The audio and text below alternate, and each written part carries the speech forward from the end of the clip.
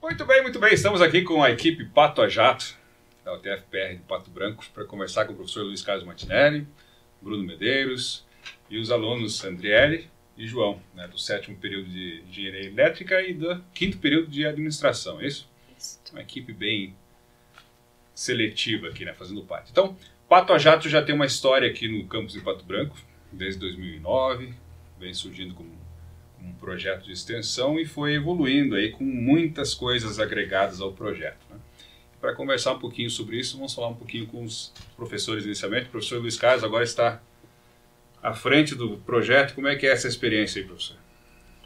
Bom, de início, o professor coordenador do projeto, o professor Bruno, corintiano, que está aqui do lado.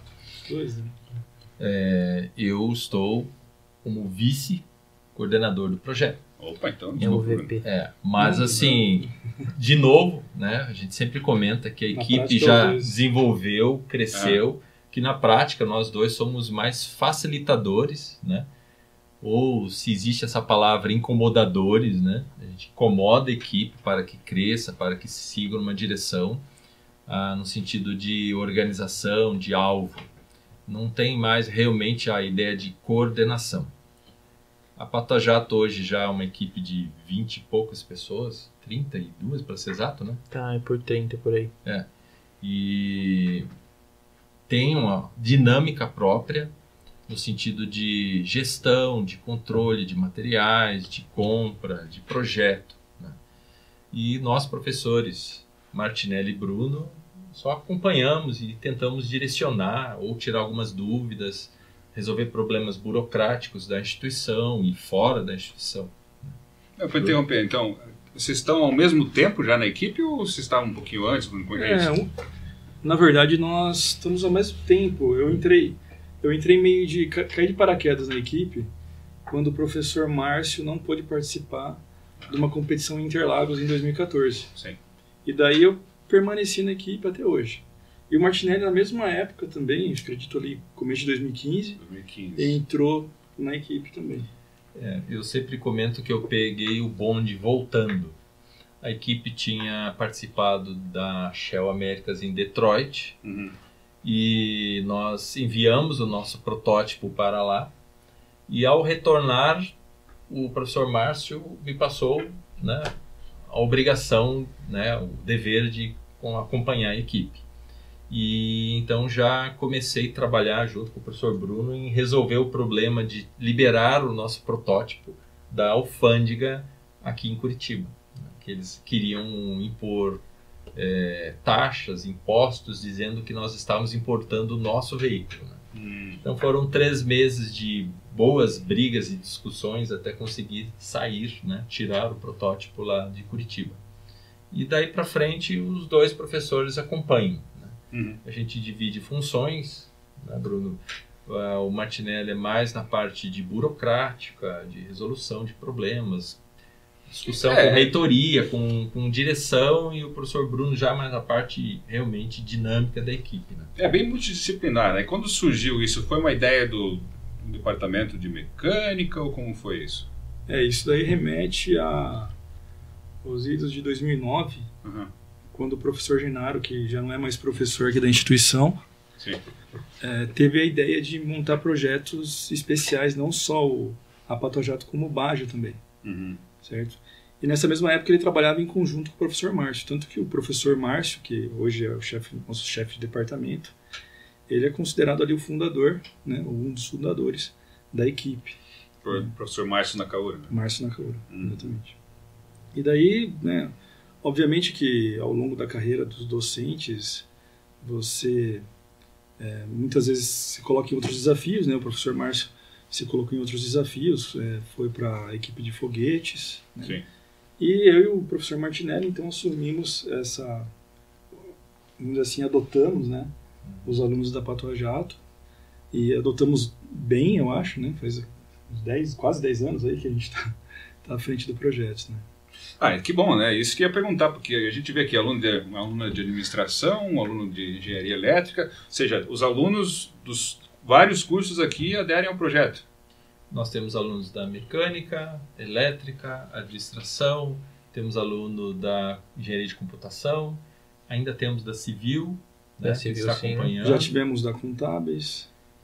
Então existe realmente um movimento, né, dentro da universidade e cada um trabalha na sua área de especialidade. É isso que eu ia perguntar. Tem serviço para todo mundo, né? Tem serviço para todo mundo. E vocês ajudam a coordenar e distribuir de acordo com a necessidade, de acordo com o projeto. Porque a ideia central é fazer um protótipo. O protótipo é vamos dizer, o esqueleto da coisa? Como é que é o deficiência energética? O carro mesmo, como é que vocês chamam ele? Nessa ideia, daria para pensar no protótipo como um produto e a Patojato como a instituição que constrói ele ao redor. Então, além de você ter todas as partes para a construção do produto em si, você tem a parte gerencial, você tem a parte de aquisição de recursos, tanto humano quanto monetário, você tem a parte da visibilidade, do marketing. Então, devido a isso, a gente tem essa abrangência de todos os cursos. Uma equipe muito grande, né? Que bom, muito grande. E a parte elétrica ali, você vê uma aplicação mais prática do que você vê em sala de aula também?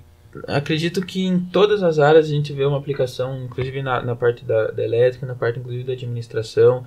É algo que dentro da equipe a gente consegue aplicar conceitos que a gente vê dentro da sala de aula e dificilmente a gente vai conseguir fazer isso no mercado de trabalho de uma forma tão simples e sem tanta responsabilidade, digamos assim.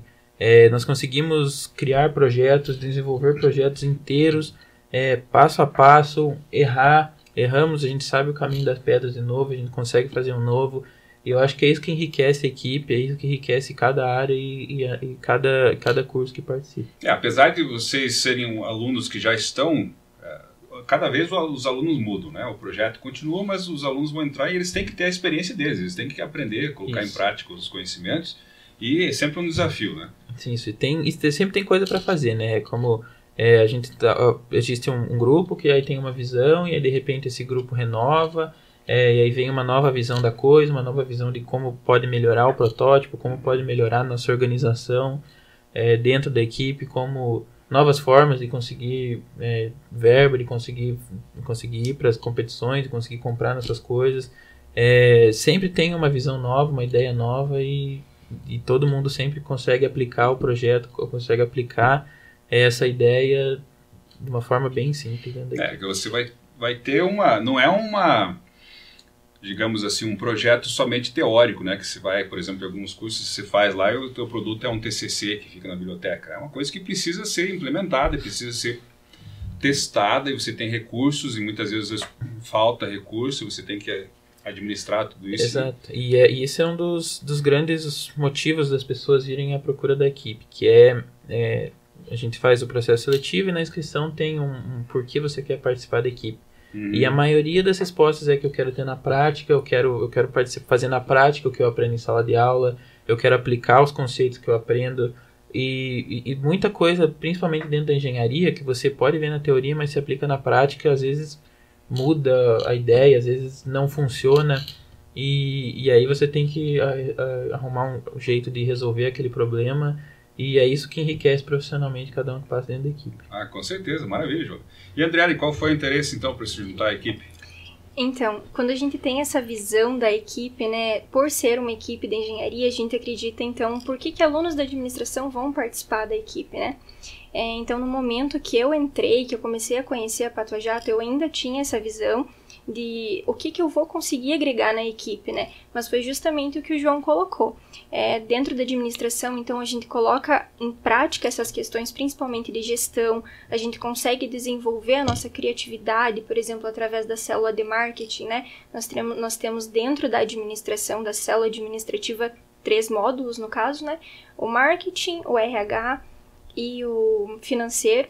Então, tem áreas abrangentes para todos os alunos da administração e da contabilidade, né? Fazerem um fluxo de caixa. Funciona quase como uma empresa, Exatamente. Né? Esse espírito de empresa que a Patojato tem é muito importante. Porque muitas vezes, né, no mercado de trabalho, a gente, como até o João comentou, a gente não tem essa experiência de conseguir desenvolver tudo que a gente aprende na faculdade E eu sempre penso assim, que na universidade é o momento de a gente errar, da gente testar, da gente conseguir colocar em prática mesmo esse conhecimento, conseguir trabalhar em equipe, né? Porque como foi mencionado, tem trabalho para todo mundo, né? Cada um tem o seu papel dentro da equipe. Mas essa questão do trabalho colaborativo, né? De você conseguir fazer uma gestão, de você conseguir testar aquilo que o professor passou para você em sala é bem importante. Isso que eu ia perguntar, porque vocês têm os horários de vocês normalmente no curso, isso. E vocês precisam, né, uma empresa precisa de atenção, de dedicação, vocês normalmente passam um tempo muito grande fora da sala de aula trabalhando nesse projeto. E aí, isso que eu queria perguntar para vocês, qual o momento que vocês se reúnem lá para fazer isso? É toda semana? Quantas vezes por semana? Como é que vocês fazem? Então, atualmente a gente consegue organizar, por exemplo, falando da célula administrativa, como é um curso noturno, né, o pessoal que faz parte, né, administração e contabilidade, a gente tem uma maneira flexível de trabalhar. Então, geralmente, a gente se reúne uma vez na semana, a gente estipula metas e projetos que a gente está desenvolvendo, por exemplo, né, usar o momento atual que está acontecendo um processo seletivo. A gente vai sentar e vai organizar, fazer um roteiro do processo seletivo, tudo que a gente está esquematizando, né, quais são os processos que a gente vai ter que desenvolver, e ao longo das semanas a gente vai desenvolvendo isso.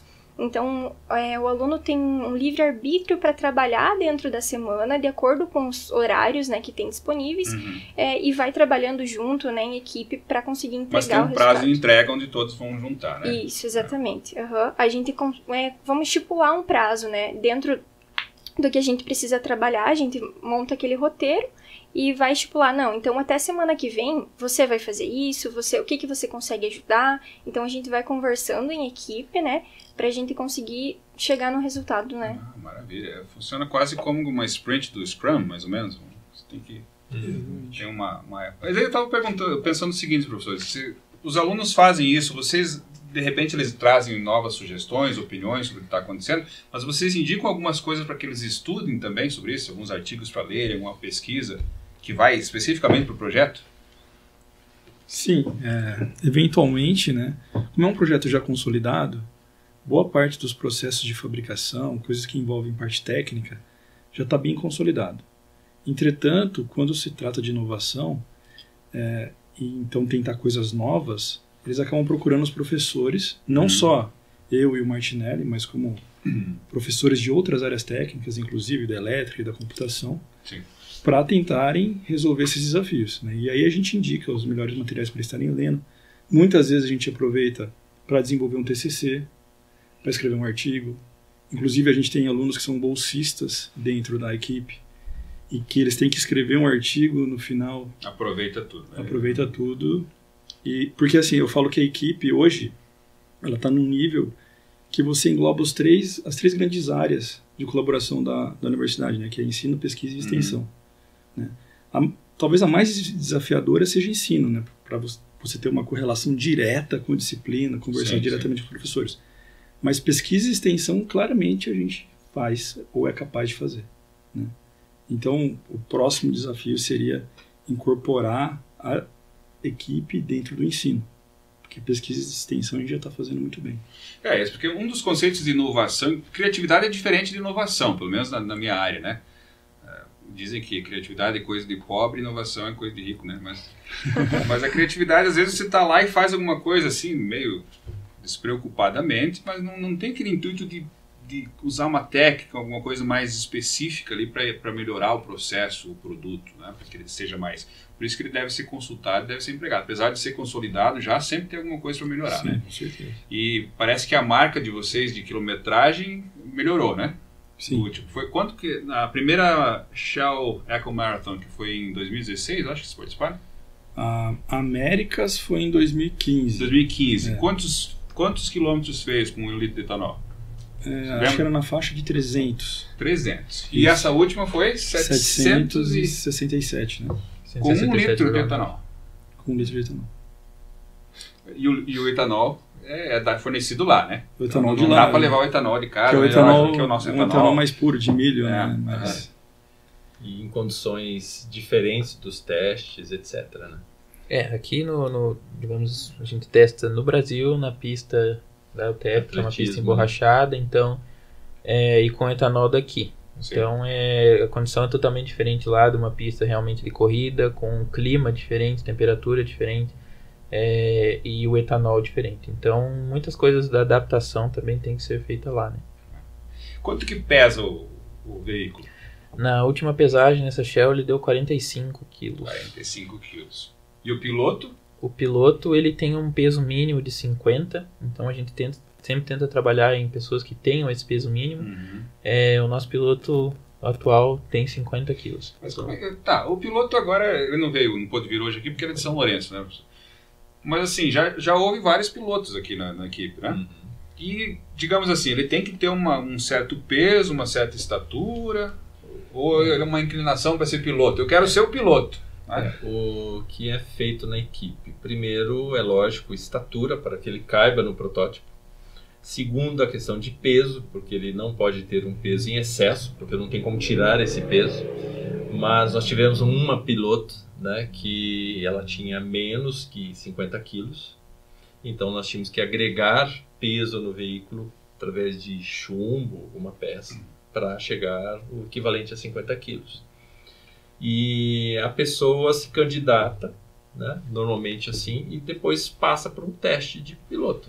Porque não é tão fácil pilotar aquele veículo, porque você fica deitado, com uma visão bem diminuída, o manche é na mão esquerda, a direita para controle, então existe uma necessidade de... Hoje o freio, antigamente era todo nas mãos, agora tem um freio no pé, né? Então a pessoa tem que ter uma certa coordenação e chegar no nível de estratégia também na pista, né? Quando ligar, quando desligar.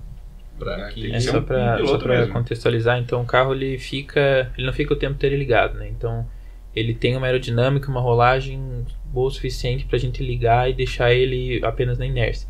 Então um piloto bom seria um piloto que consiga encontrar o melhor caminho, talvez o mais curto, ou que vai dar menos aderência, que talvez a curva vai ser menos fechada, que não diminui tanto a inércia. Um piloto que saiba exatamente o momento de ligar o carro, entenda do carro, é bem complexo. O nosso piloto, por exemplo, está saindo agora, mas agora que a gente estava realmente pegando o estilo do carro, sabe? Como que anda e exato. Então tem um tempo de conhecimento, tem bastante teste que se faz com o piloto para ele realmente pegar o carro, para ele realmente entender como é que funciona. Mas um dos critérios lá, desculpe, a velocidade não é tão importante ou também? Ela, na verdade, a velocidade mínima é limitada pelo tempo. Quanto que chega a velocidade? Eles têm o regulamento, eles estipulam que a gente pode ir até 35 km por hora.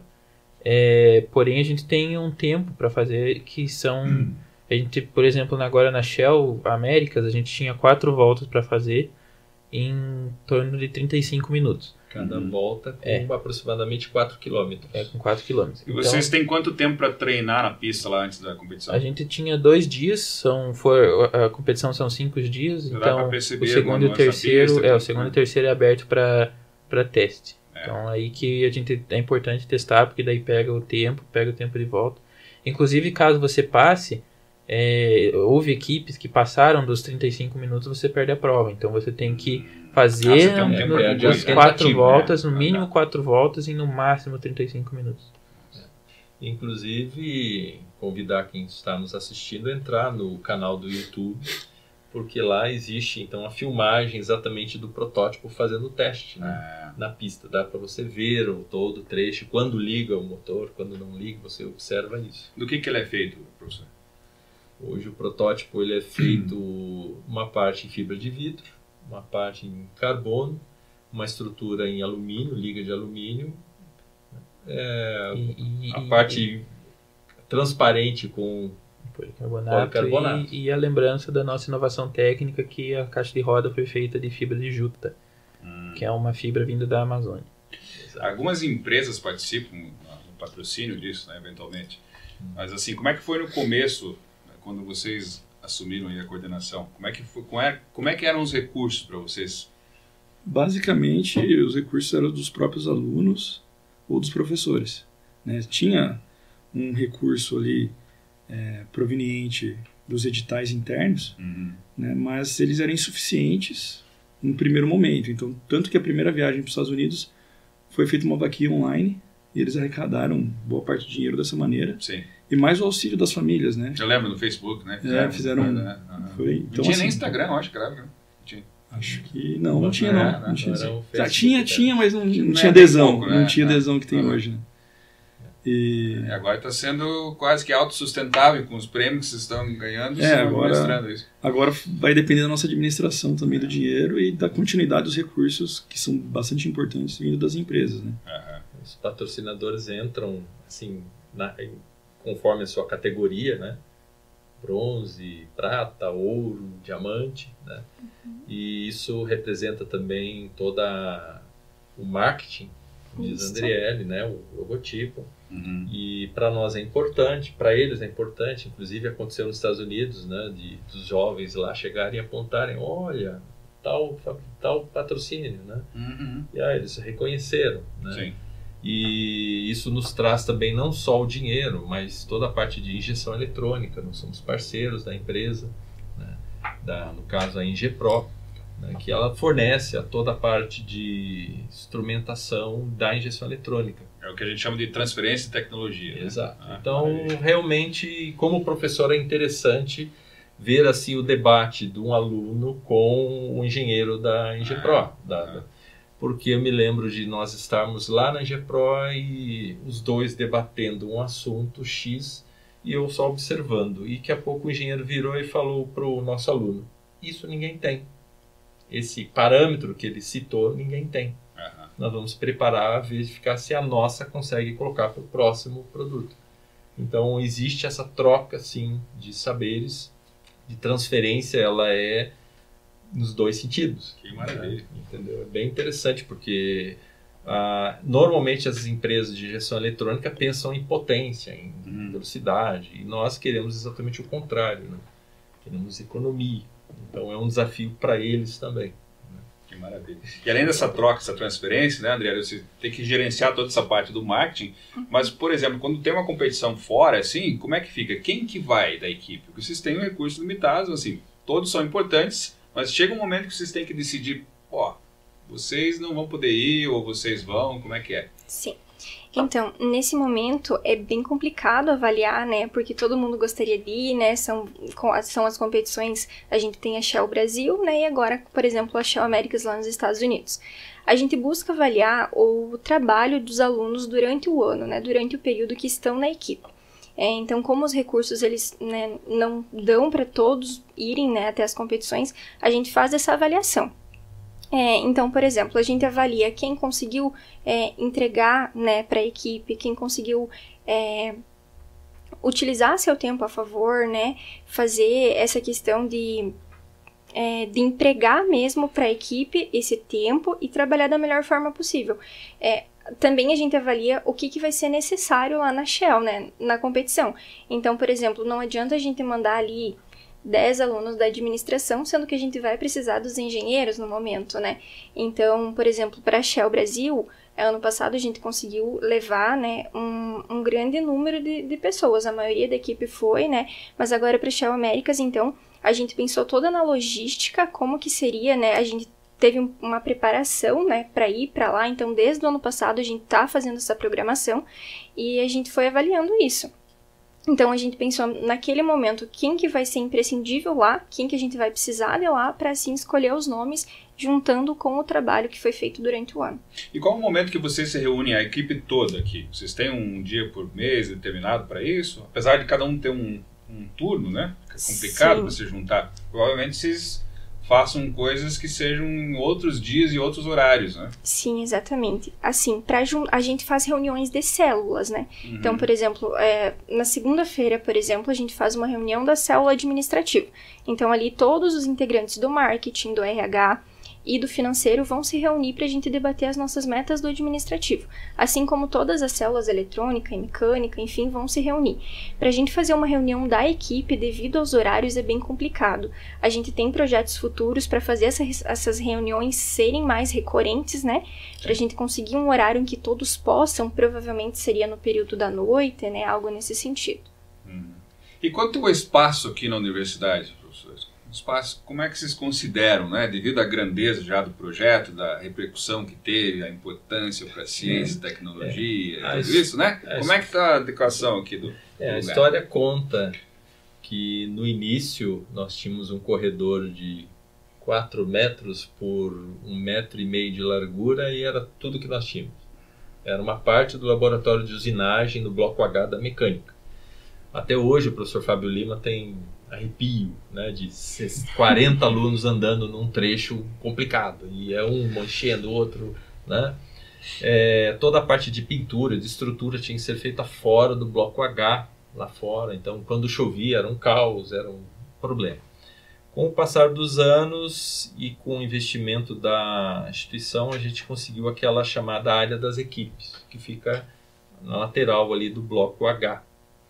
Ali, de início, eram para ser 1, 2 equipes, mas hoje se concentram praticamente todas as equipes ali. Então, o espaço ele é realmente pequeno, né? E não existe uma previsão, assim, nem orçamentária, nem projeto na instituição de se conseguir uma área para as equipes. É uma discussão que a gente tem com a direção já há um bom tempo, porque o retorno que estamos dando à instituição com a premiação brasileira do Baja, foi a primeira equipe no Paraná, a primeira equipe da UTF, né? Com a Pato Jato, que já é tetracampeã nacional, agora quase campeã nas Américas, com 4 prêmios. A equipe mais premiada da América. A equipe mais premiada numa única competição lá nos Estados Unidos, né? Assim, numa competição, 4 prêmios. Tá? Então, assim, a gente está realmente discutindo espaço. Hoje conseguimos um ambiente no Parque Tecnológico, lá em cima. Temos uma sala, que é a sala chamada Sala UTFPR, onde a Pato Jato se organizou, né? Mas lá é uma sala de projetos, de eletrônica, de trabalho leve. Você não pode ir lá mexer com a parte de motorização, de solda, etc. Devido à repercussão, eu estava pensando se isso não extrapola da direção local e não vai para a reitoria isso. Já foram lá também? Como é que foi? O pedido já foi. A gente faz isso via a hierarquia local, né? Os canais, eles daí repassam essa necessidade, vamos dizer assim, para a reitoria. Mas dada a visibilidade que os projetos têm, acredito que no futuro a gente vai conseguir espaço, né? Claro que dependendo aí, a gente sabe o quão burocrático é essas coisas, né? Mas principalmente em parceria com a prefeitura, acredito que possam surgir novos espaços aí, porque não é só a nossa equipe, né? E não é só as equipes que existem. Cada vez mais tem equipes novas surgindo, categorias diferentes, né? Você tem, por exemplo, a Fórmula SAI, que é um carro de corrida, igual como se fosse um Fórmula 1, entendeu? Você tem aeromodelismo, foguete. Então tem muitos tipos diferentes de equipes que podem surgir que ainda não tem um espaço físico apropriado. E, né, a demanda a gente está criando é achar gente que pode resolver o nosso problema agora. Isso não seria nem interdisciplinar, é multidisciplinar? Como é que chama isso? Multi, inter e intra, né? Tudo junto, né? Uma salada mista. Porque provavelmente, inicialmente, né, professores, tinha essa verba que é descentralizada para o departamento, provavelmente iria para a mecânica e depois ali decidia-se... Trabalhava um pouco isso. E aí, com algumas conversas com a gestão, talvez foi desvinculado disso, do departamento, e foi para a direção direta. Não, é que agora tem um comitê dos alunos, né? O João pode até falar melhor sobre isso. Mas, democratizaram isso, né? Então, entre as diferentes entidades estudantis. O projeto não parou e não vai parar, né? Então... eu não sei como elencado exatamente lá as prioridades dentre os projetos que estão concorrendo aos recursos, né? Mas eu sei que foi democratizado muitos, isso, né? Meio que saiu do guarda-chuva do departamento, da coordenação, até porque o volume de recursos necessário para esse projeto começou a extrapolar, né? Então está sendo negociado direto com a direção e a reitoria agora. Né, João? Como é que é isso, então? Hoje a gestão atual começou uma instituição chamada Conselho Estudantil. Dentro dessa instituição são 28 organizações estudantis, então envolve tanto as equipes quanto as próprias atléticas, quanto DCE, centro acadêmico, todas as instituições. E dentro dessa instituição nós temos uma verba. Falando em verba, nós temos uma verba X, e essa verba é dividida entre todas as instituições, entre todas as organizações, baseada nas demandas, baseada no custo, digamos assim, da organização, e no quanto ela agrega dentro das frentes que a instituição deseja fomentar, né? Então, hoje a nossa equipe é a que mais recebe dinheiro, porém, ainda assim, sem ajuda de patrocínio, sem isso, ficaria longe da gente conseguir caminhar para uma Shell Américas, digamos assim. Isso quando os próprios alunos não acabam desembolsando. Exato, isso quando... fazer acontecer, né? Hoje é uma premissa da equipe, já vem, pelo menos todo o tempo que eu venho, que a gente quer gastar. Sempre vai haver, eu acredito que sempre vai haver um desembolso do próprio estudante, né? Mas a gente tenta correr atrás o máximo para que seja o mínimo possível. Então, além dos patrocinadores, além da instituição, da UTFPR, além de vários outros recursos que nós acabamos recebendo, a gente faz vaquinhas, vende rifa, vende pizza e assim por diante, para conseguir acumular o valor necessário para a gente poder ir com o número que a gente precisa. Falando em vender, Andriele, tem alguns produtos da Pato a Jato aí que dá para adquirir? Então... Camiseta, uns mini protótipos, sei lá o que, né? A gente tá tendo até agora, né, no passado a gente já tava conversando, né, sobre uma questão de talvez ter alguma mini lojinha da Pato a Jato ou algo assim, né, a gente tem alguns projetos de xícara, de chaveiro, né, mais ou menos nessas questões pra gente também arrecadar, né, como o João falou, a gente tem esse projeto de rifas, né, até ano passado pra Shell. Agora a gente fez uma rifa, né? Então a gente adquiriu um montante bom, já ajuda, né? Então essa questão é um projeto em desenvolvimento também que a gente pretende na administração ir levando para frente. Tudo tem que ser bem pensado, porque nós temos, por exemplo, agora faltam 4 meses para a próxima competição. Então a gente já tem uma competição aí, a gente precisa dessa verba. Onde que vai ser? Vai ser no Rio de Janeiro novamente, Pier de Mauá, Shell EcoMarathon Brasil 2023. E nós temos essa necessidade, nós precisamos levar o carro, precisamos levar os alunos, e quem vai estruturar isso, quem vai fazer essa venda, quem vai fazer essa construção, todos esses passos são os alunos. E o nosso tempo concorre com... Que dia que vai ser? Em setembro ou em agosto? Vai ser no início... Final de agosto. Início de setembro. E os alunos, eles têm o tempo, tem várias outras coisas, tem... a universidade, tem a vida, né? A Andriele trabalha e à noite estuda e ainda tem a equipe. Então o tempo ele é bem planejado devido a onde que vai ser a nossa estratégia de ataque. Que maravilha. E as seleções acontecem anualmente ou sempre é possível chegar alguém lá, eu quero entrar no grupo aí, tô pensando aí. Como é que funciona? Então, a gente faz 2 vezes ao ano, né? 2 vezes ao ano. Isso, a gente faz, por exemplo, 2023/1, 2023/2, semestral. Né? Isso, semestral. Por exemplo, agora está acontecendo o processo seletivo, né? A gente está selecionando alunos, então a gente faz todo um cronograma do processo seletivo, faz, né, todo esse esquema para selecionar, então, alunos de todos os cursos para todas as áreas da equipe. Qual que é o site que os alunos podem acessar para... A gente está divulgando no nosso Instagram, né? Então no Instagram tem um link, @patoajato. Lá eles vão preencher então um formulário de inscrição com o nome, o curso que eles fazem, o período, vão responder também o cargo, né, que eles gostariam de ocupar na equipe. A gente dá para eles 2 opções de cargo principal e cargo secundário. Então, por exemplo, no meu caso, quando eu me inscrevi, o meu cargo principal não é o que eu comecei a atuar na equipe, né? Então, a gente faz essa seleção e essa identificação do candidato para ver em que área que ele vai conseguir se adequar melhor. Vai ter uma transição durante o processo. Se adequar melhor na equipe. Que maravilha. E vocês dão treinamentos também para os que entram? Ou seja, a equipe que está saindo, a equipe que está entrando, nunca acontece uma coisa assim de mudar todo mundo, né? Porque vai aos poucos, os alunos vão se formando, vão saindo, mas sempre é passado um conhecimento para o outro. Na pandemia foi um grande exemplo disso, porque na pandemia saiu todo mundo e todo mundo veio novo. Então, em 2022, ano passado, ninguém tinha ido para a Shell. Então, ali foi onde a gente realmente viu a importância disso. A equipe sim tem, como o professor falou, todos os processos eles são bem estruturados dentro da equipe, então o aluno que entra ele vai passar num processo de trainee, e dentro desse processo de trainee ele vai ter cursos, ele vai ter adaptações, ele vai aprender como é que funciona o carro, vai entender partes como laminação, toda a parte numa adequação até ele realmente virar um membro efetivo.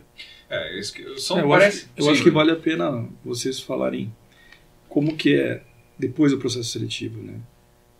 O aluno passa por um período ali de adaptação, vamos dizer assim, de avaliação, que é o trainee. Então, é sugerido para ele um projeto de características geralmente inovadoras, até para um contexto motivacional dele dentro da equipe, para ver também o potencial dele. E depois que ele passou por esse projeto, pelo processo do trainee, né, por esse período, é que ele é realmente efetivado dentro da equipe. Né? Eu acho que isso, tem um tempo de experiência. Exatamente. É uma empresa. É isso aí.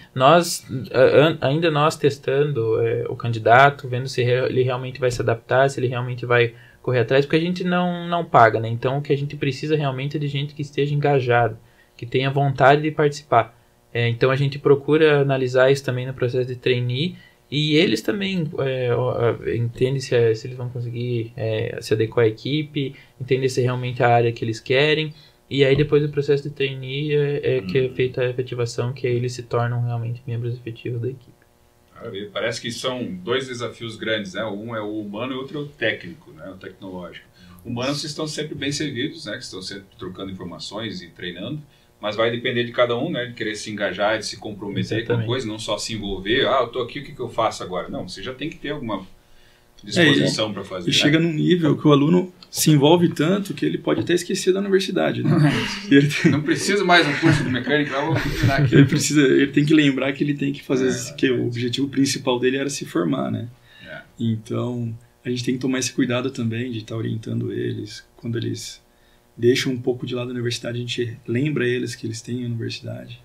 Que também vale como horas para eles, tudo isso, sim, né? Mas o mais importante, eu acho, para o aluno aqui é essa busca grande, tem mostrado isso, é que estão colocando em prática o conhecimento. Estão participando de uma coisa grande que envolve não só eles, um conhecimento inter e multidisciplinar, que você precisa saber lidar com coisas e com gente, e com prazos, né? E com cobrança. Né? E às vezes, para quem tem filho sabe disso, né? Quando você tenta ensinar uma coisa... tem um modelo padrão, né? Às vezes o pai e a mãe não tem paciência, né? Porque ele vai demorar para fazer. Tá, o que eu faço?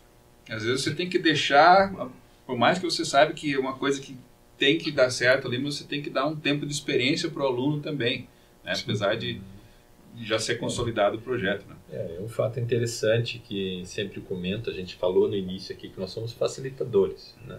Hoje você escutou os dois, né, falando de uma realidade. O professor não põe a mão no protótipo. O professor não vai mexer no gerenciamento da equipe. O professor apoia, na hora que tem que assinar um documento, ele assina, ele acompanha, mas a equipe hoje toma as suas devidas decisões, é lógico, balizadas pelos professores, no sentido assim, né, de experiência, como você comentou, como pai, mas... Ao contrário de algumas equipes que a gente vê pessoalmente, onde o professor põe a mão, vai regular um parafuso, vai arrumar uma correia, não, a gente não coloca a mão. O projeto é totalmente, né, assim, envolvido, todo projetado pelos alunos. E isso é uma vantagem muito grande e também uma desvantagem muito grande. Como você disse, o teu filho, às vezes, né, tem um filho que você sabe que vai dar errado e você deixa cometer o erro. Né? Já aconteceu no Patajá? Sim, 2016 foi um caos, mas 17 para frente foi uma revolução na equipe porque todos observaram que não funcionava daquele jeito. E aí a equipe cresceu e muito de lá para cá. Não são só inovações técnicas que acontecem numa competição e outra que você observa, né? Mas também um rearranjo ali de funções, de repente de alguma coisa, essa pessoa aqui eu posso colocar aqui, ou posso começar esse processo dessa maneira. São experiências, né? Eu digo que cada escolha é uma sentença, né? Quando você faz escolhas que envolvem grandes esforços, por exemplo, em 2016 a gente resolveu fazer um carro em fibra de carbono. Um carro do zero. Completo. Hoje a gente, 5 anos depois, estamos colhendo frutos. Mais do que 5 anos depois, estamos colhendo frutos. Mas teve um período de caos associado a isso. E agora a gente se propôs conceito urbano. Prevejo eu mais um período de caos, mas que vai levar, que é necessário para que a gente tenha uma evolução futura. Do caos pode vir a ordem, né? Tem um risco, né? O risco da possibilidade. Né? Tem que ir atrás disso. Então, a equipe se autopropõe desafios que vai fazer ela crescer. E agora, para a próxima competição, o que vocês pretendem? Claro que vocês não vão divulgar aqui, né? Mas alguma alteração já vocês vão fazer aí, tanto na equipe quanto no protótipo? Alterações sim. A maioria dos ciclos termina na Shell Américas, o pessoal vai para a Shell Américas e sai. Então, agora vai uma nova equipe, basicamente, vai ser metade do que foram para a Shell Américas. Para a Shell Brasil, a gente ainda tem a vontade de bater os 1.000 km por litro. Então, existem várias mudanças, diminuir peso, melhorar motor, melhorar configurações, parte elétrica, diminuir, e assim por diante, para conseguir bater os 1.000, que é o nosso objetivo. A pista no Rio de Janeiro é muito mais... Como é que se compara a dificuldade, o grau de dificuldade? A diferença dentro da pista no Rio de Janeiro, por exemplo, a de Indianápolis, no Rio de Janeiro ela é muito mais lisa, então a de Indianápolis segura muito mais, devido a ser uma pista de corrida, ela precisa segurar os carros. A pista do Rio de Janeiro ela é muito mais lisa, só que ela tem curvas muito mais brutas, então isso tira muito da inércia do carro. E se chove? E se chove, eles param. Foi o que aconteceu, por exemplo, no domingo da competição, agora a Shell Américas, que era para a gente dar a nossa última volta, e choveu. E daí tem que reorganizar todo mundo, a estadia, um dia a mais, tudo isso? Não, acabou a competição. Então, mexer, dar a prova, exatamente. Simplesmente na Shell entrou o responsável da Shell, foi tirando o transponder do veículo, todo mundo parou e ficou olhando o que está acontecendo, aí ele virou e falou assim, a competição terminou, porque choveu, e a pista está uma lagoa, né, está cheio, não tem o que fazer. E todo mundo se preparando para tentar o primeiro lugar, né? Faltavam poucos quilômetros. E pegando uma fala do professor Márcio, né, isso é uma sacanagem, porque a gente sabe que brasileiro dirige bem na chuva, né? Maravilha, conversamos aqui com a equipe da Pato a Jato, da UTFPR do Campus Pato Branco.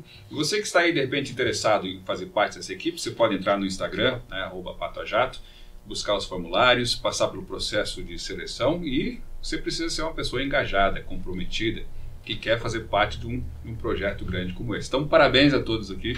Obrigado. Envolvidos. E muitas mais vitórias aqui para frente e mais apoio tanto da direção como da reitoria. Né? Assim esperamos. Maravilha. Até mais. Obrigado.